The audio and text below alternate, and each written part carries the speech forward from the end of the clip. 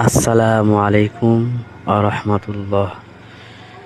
পুকুর কাজ সম্পন্ন হতে চলেছে এবং টয়লেটের কাজ সম্পন্ন হতে চলেছে।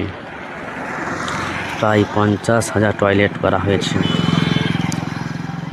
এখানে কিছু আছে এবং আরও অনেকটি স্থানে কিছু আছে।